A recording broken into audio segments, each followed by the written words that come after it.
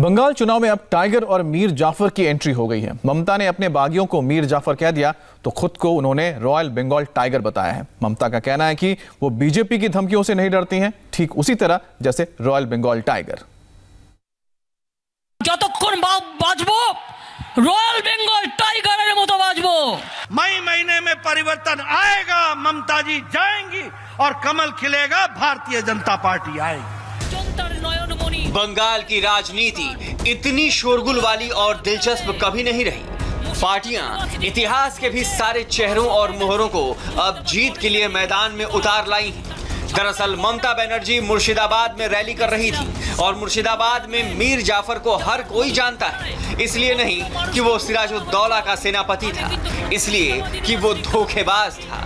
1757 में पलासी की लड़ाई में अपने नवाब को धोखा देकर ब्रिटिश से जा मिला था और यहीं से अंग्रेजों का राज कायम हो गया था। अब ममता बनर्जी उन सबको मीर जाफर बोल रही हैं, जो उनका साथ छोड़कर बीजेपी में शामिल हो गए हैं। সিরাজদৌলা মির্জাফরের যুদ্ধ দেখে শিক্ষা নিয়েছিলেন যে মির্জাফর গদ্দারি করেছিল। সেই গদ্দারকে কোনোদিন বাংলা ক্ষমা করেনি, দেশও ক্ষমা করেনি, মানুষও ক্ষমা করেনি।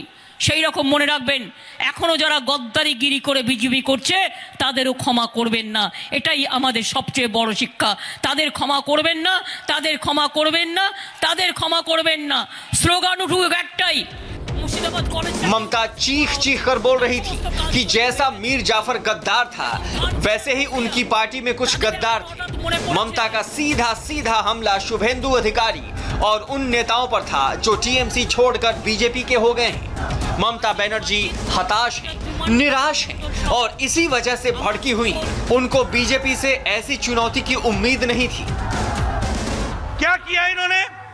तानाशाही, टोलाबाजी और तुष्टीकरण। जब मैं तानाशाही कहता हूं तो मैं ऐसे ही नहीं कहता हूं। अपने विपक्षियों को, उनके आवाज को रोकने का काम ममता जी ने किया।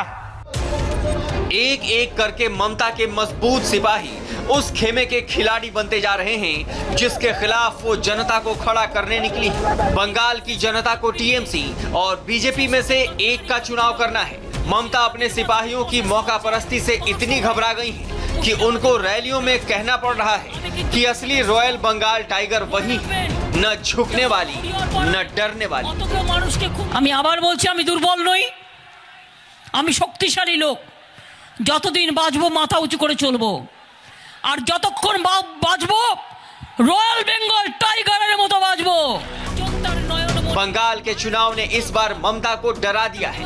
राजनीति है ही ऐसी चीज, वो दौर गुजर चुका है जब नेताओं का अपना सिद्धांत होता था। अब तो राजनीति नेताओं को अपने हिसाब से ढाल लेती है। बंगाल की राजनीति में देश के सियासी योद्धाओं की भिड़ंत हो रही है। ऐसा तमाशा चल रहा है जिस पर जनता मजे ले रही है।